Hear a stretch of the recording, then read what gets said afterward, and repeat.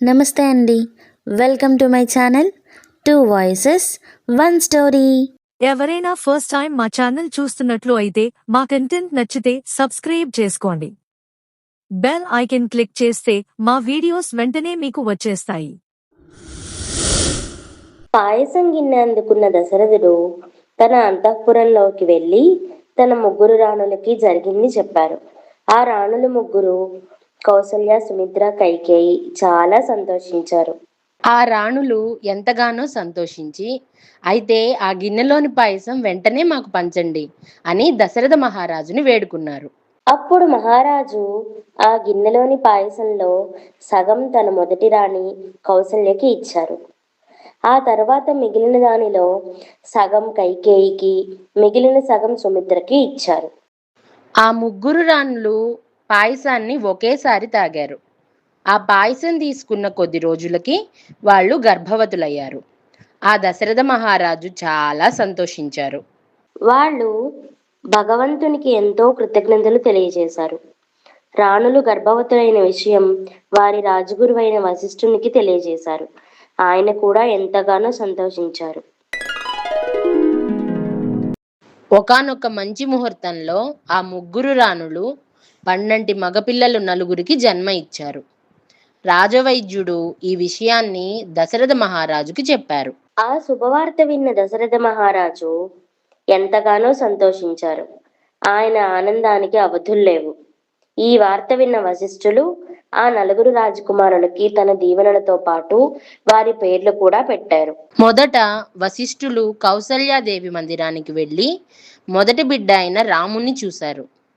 వారికి తెలుసు, పుట్టిన బాబు ఎవరో కాదు, సాక్షాత్తు భూభారాన్ని తగ్గించడానికి అవతరించిన శ్రీ మహావిష్ణువు అని.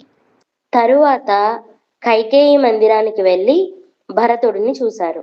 భరతుడు అంటే అర్థం ఎంతటి భారాన్నైనా భరించేవాడు అని. ఆ తర్వాత వశిష్ఠుడు సుమిత్ర మందిరానికి వెళ్ళి లక్ష్మణుణ్ణి, శత్రుఘ్ని చూశారు. లక్ష్మణుడు అంటే అర్థం చాలా మంచి గుణాలున్నవాడు అని. శత్రుఘ్నుడు అంటే అర్థం ఎవ్వరూ అతన్ని గెలవలేరు అని. వారికి ఇలా వశిష్ఠులు పేర్లు పెట్టారు. దశరథుడు వశిష్ఠునికి మరియు వారి పెద్దలకు నమస్కారం చేశారు. వారు స్వర్గం నుండే వారిని దీవించారు. ఆ నలుగురు రాజకుమారులు రాకతో అయోధ్య అంతా ఆనందంతో నిండిపోయింది. నలుగురు అన్నదమ్ములు ఎంతో ప్రేమతో ఉండేవారు. దశరథుడు, ఆయన రాణులు అందరూ అంతఃపురంలో ఉండే వాళ్లతో సహా ఆ నలుగురు రాజకుమారులతో ఆడుకునేవాళ్ళు. ఎక్కువ సమయం వాళ్లతోనే గడిపేవారు.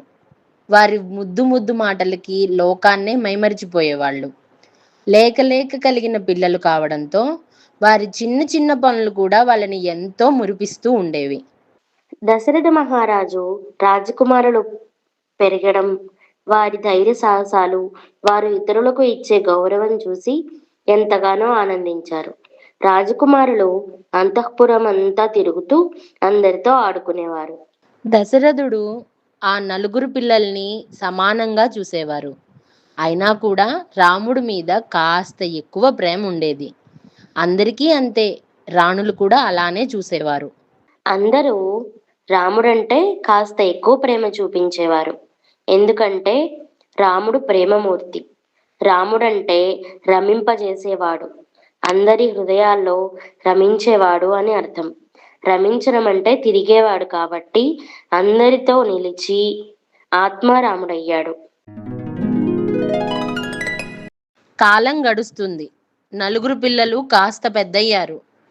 పిల్లలు పెద్ద అవుతుంటే దశరథుడు వారికి విలువిద్య మరియు ఇతర విద్యలు నేర్పించాలని అనుకున్నారు. వెంటనే దశరథుడు వశిష్ఠుని కలిసి తన ఆలోచన చెప్పారు.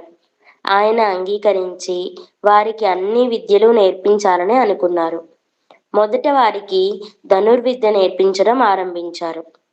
విలువిద్య నేర్పే గురువు వచ్చి వారికి విద్య నేర్పించేవారు. ఆ నలుగురు చాలా ధైర్యంగా, తెలివిగా తక్కువ కాలంలోనే విలువిద్యని నేర్చుకున్నారు.